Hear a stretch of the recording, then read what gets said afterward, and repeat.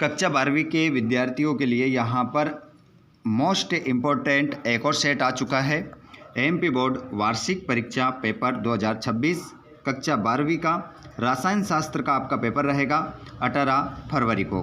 तो 18 फरवरी की आप लोगों को यहाँ पर बेहतर तैयारी करवाई जाएगी। 2 नंबर में, 3 नंबर में और 4 नंबर में कैसे प्रश्न आपको याद करना है, वीडियो में लास्ट तक बने रहिएगा।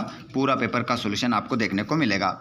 ऑब्जेक्टिव किस प्रकार से आपके बनेंगे, हायर सेकेंडरी मुख्य परीक्षा वर्ष 2026 की हम बात कर रहे हैं। यहाँ पर रसायन शास्त्र का पेपर हिंदी और इंग्लिश वर्जन दोनों ही वर्जन में आपको देखने को मिलेगा। चलिए तो बिना देर किए हम स्टार्ट करते हैं क्वेश्चन क्रमांक पहले से। अगर आप चैनल पर पहली बार आए हैं तो चैनल को जरूर सब्सक्राइब करें। पूरा पेपर रहेगा 70 नंबर का कक्षा 12वीं, जिसे हम पूरा हल करेंगे। चलिए तो स्टार्ट करते हैं हम पहले प्रश्न से। अगर आप चैनल पर पहली बार आए हैं तो चैनल को जरूर सब्सक्राइब कीजिएगा और घंटी बटन को ऑल पर कर लेना, जिससे आने वाले वीडियो का नोटिफिकेशन आपको मिल जाएगा।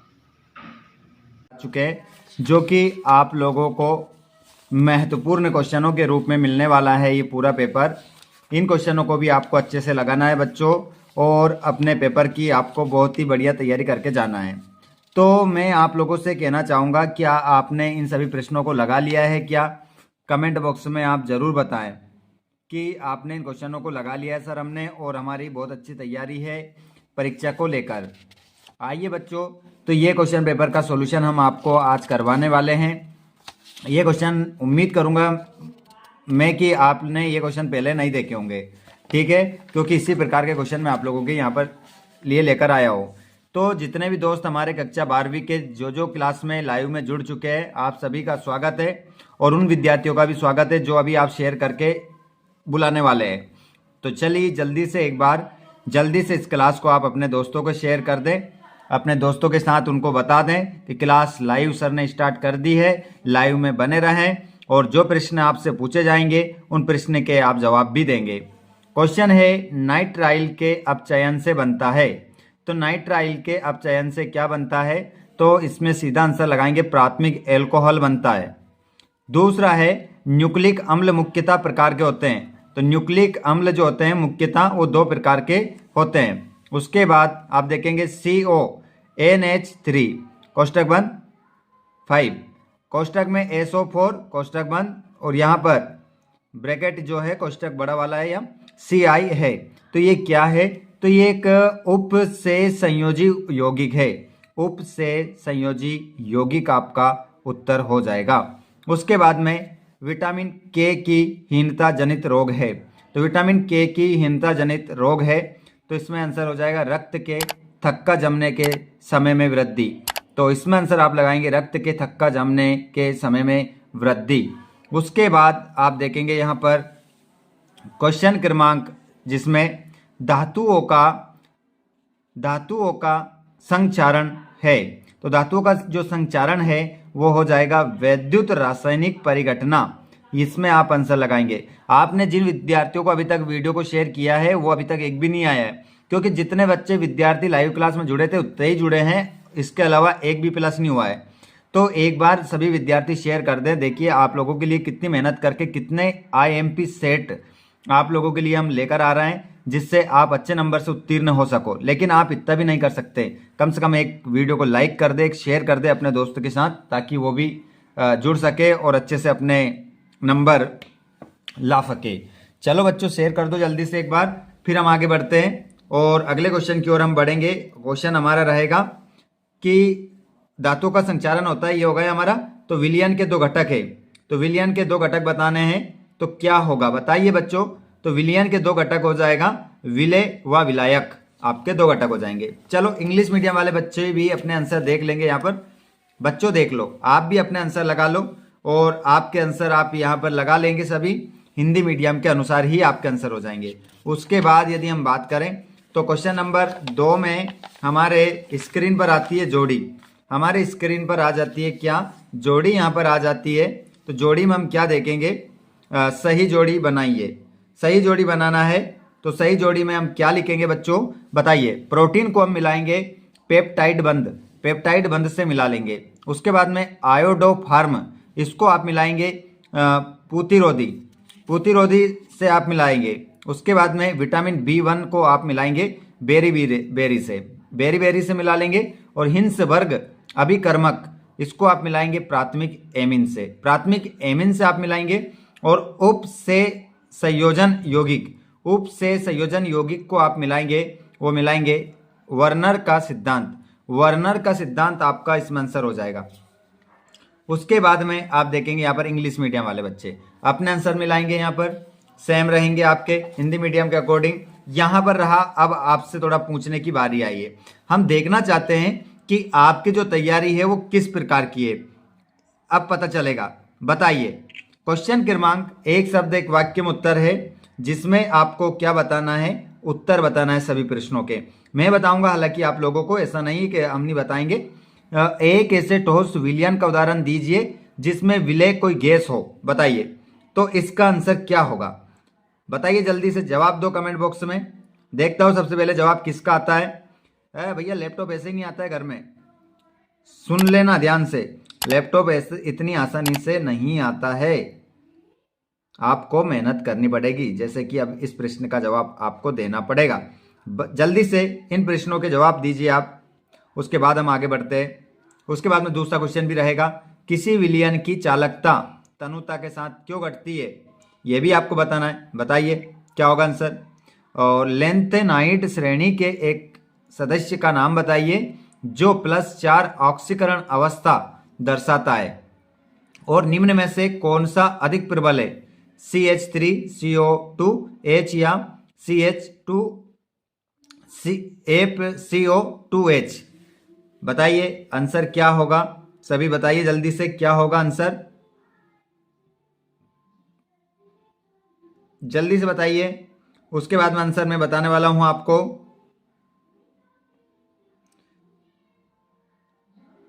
जल्दी से बताएं सभी क्या होगा।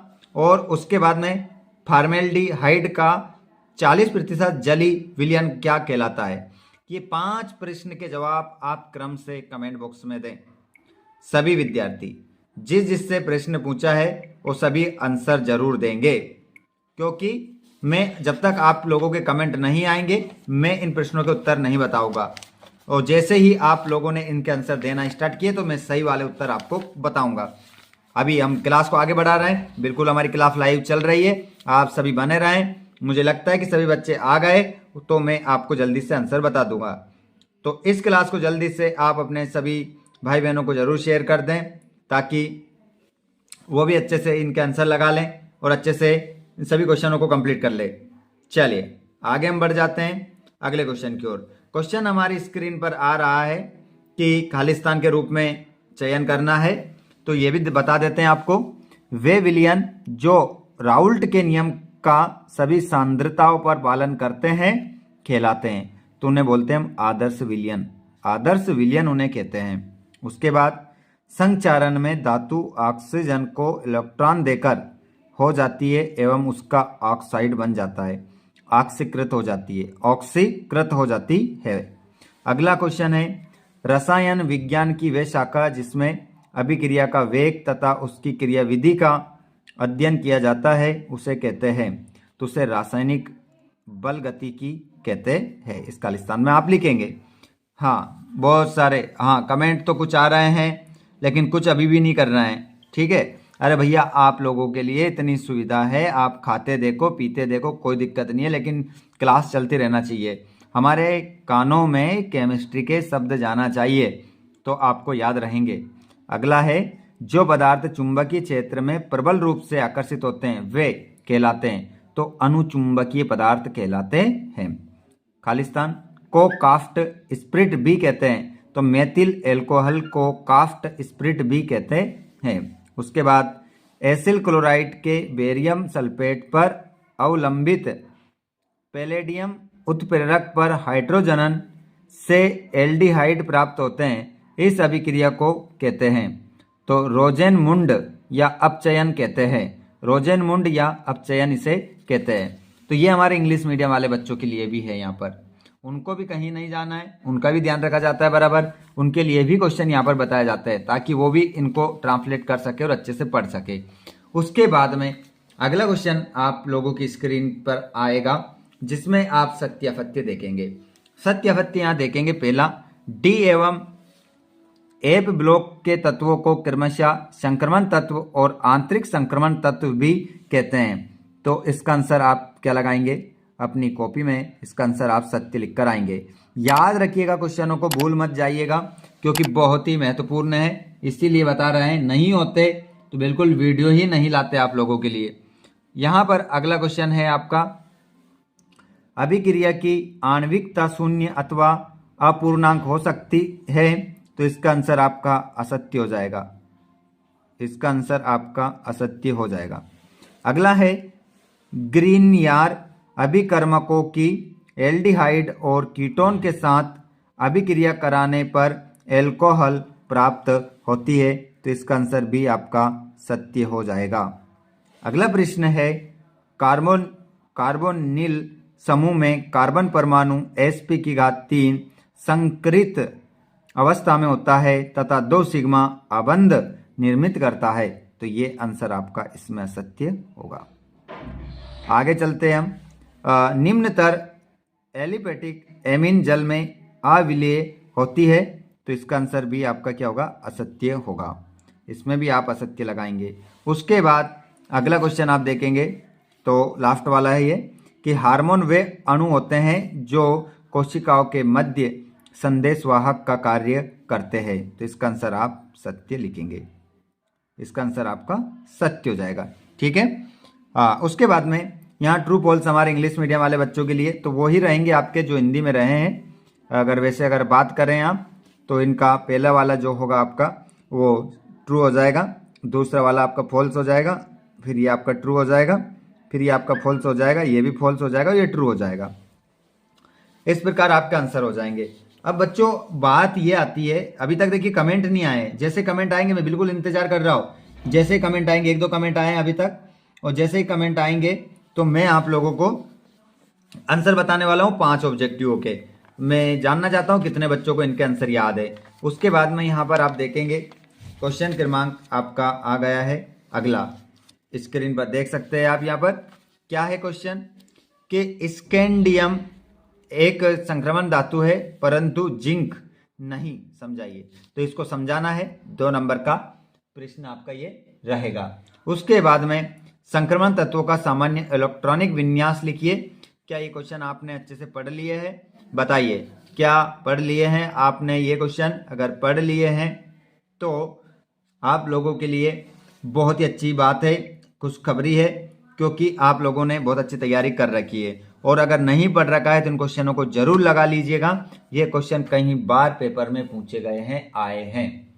आगे चलिए, क्वेश्चन है, बंधनी समवयवता और आयनन समवयवता में 2 अंतर लिखिए और लिगेंड को उदाहरण सहित परिभाषित कीजिए। और यहाँ पर निम्नलिखित उप से संयोजी यौगिकों के IUPAC पद्धति में नाम लिखना है।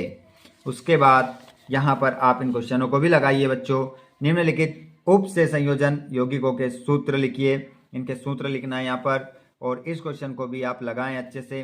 क्वेश्चन नंबर 10 को भी आप कंप्लीट करें। हमारे शरीर में विटामिन C संचित क्यों नहीं होता और मोनोसेक्राइड्स क्या होते हैं, ये भी आपको बताना है। चलिए तो जल्दी से आप सभी इन प्रश्नों के जवाब दें, जल्दी से बताएं सभी कि क्या होगा आंसर। और भी देख लीजिए कौन सा क्वेश्चन आपको लगाने हैं अभी, क्योंकि हर एक सेट में ऐसे क्वेश्चन हम बता रहे हैं जो आने वाला है पेपर में, तो आप उनको पढ़ सकते हैं और अच्छे से अपनी तैयारी कर सकते हैं। नहीं पढ़ा साल भर से कुछ भी तो इन क्वेश्चनों को लगाते रहिए। उसके बाद में देख सकते हैं मानक इलेक्ट्रोड विभव की परिभाषा, प्राथमिक बैटरी और द्वितीयक बैटरी में कोई 2 अंतर, यहाँ पर 13वां आंसर क्वेश्चन मतलब, और यहाँ पर ये अथवा वाला। उसके बाद में ये 14 का, और ये रहा आपका 14 का अथवा वाला। उसके बाद हम बात करें तो ये रहा आपका क्वेश्चन क्रमांक 16, शून्य कोटि, प्रथम कोटि और द्वितीय कोटि अभिक्रिया के लिए वेग स्थिरांक की इकाइयाँ लिखिए। और भी आप देख सकते हैं यहाँ पर। उसके बाद यहाँ पर आप देखेंगे इन सभी क्वेश्चनों को, और यहाँ पर समझाइए इसको। 18वां क्वेश्चन है। टोटल क्वेश्चन 20 आते हैं, जिसमें से आपके 70 नंबर आएंगे। 20 क्वेश्चन से कितने नंबर? 70। ठीक है, ये देख सकते हैं आप, पूरा क्वेश्चन पेपर है। इन क्वेश्चनों को आपको अच्छे से लगाना है। हिंदी मीडियम के हो आप, चाहे इंग्लिश मीडियम के हो, इन क्वेश्चनों को यदि आपने लगा लिया तो आपकी तैयारी बहुत ही मजबूत हो जाएगी। तो ये देखा हमने क्वेश्चन पेपर का पूरा पैटर्न है कि किस प्रकार का पेपर है। अब आप ये मत कीजिएगा, ये मत कहिएगा कि ये तो 2025 का है, 2026 का है। ये कुछ नहीं, बस आपको इसको अगर आपने लगा लिया तो आपकी तैयारी बहुत ही बेहतर हो जाएगी। तो आप सभी एक बार इस क्लास को अपने दोस्तों को शेयर कर दें जल्दी से। जो विद्यार्थी चैनल पर पहली बार आए, चैनल को सब्सक्राइब भी कर लेंगे और घंटी बटन को ऑल पर जरूर करेंगे, जिससे आपको आने वाली वीडियो का नोटिफिकेशन मिल जाएगा। चलिए बच्चों, अब मैं आप लोगों के लिए एक और महत्वपूर्ण अपडेट बता रहा हूँ। देखिए, आप लोगों से जो मैंने 5 प्रश्न पूछे थे, वो प्रश्न आपने एक ने भी नहीं बताया है। तो मैं ये जानना चाहता हूँ कि आप लोगों की तैयारी कैसी है। अगर तैयारी आपकी बहुत ही बेहतरीन है तो आप हमें जल्दी से कमेंट बॉक्स में बताएं उन 5 प्रश्नों के आंसर क्या होगा। एक बार और प्रश्न बता देता हूँ। ये देखिए, ये रहे आपके प्रश्न। इन प्रश्नों के जल्दी से जवाब दें आप, फिर मैं आपको कमेंट बॉक्स में इनके आंसर बताता हूँ। ठीक है, देखता हूँ सबसे पहले कौन सा विद्यार्थी सही जवाब देता है। वीडियो अच्छा लगा हो तो वीडियो को लाइक कर देना, अपने दोस्तों के साथ शेयर कर देना और चैनल को सब्सक्राइब करके रखो, ताकि आने वाली वीडियो का फटाक से नोटिफिकेशन आपके फोन में आए। धन्यवाद।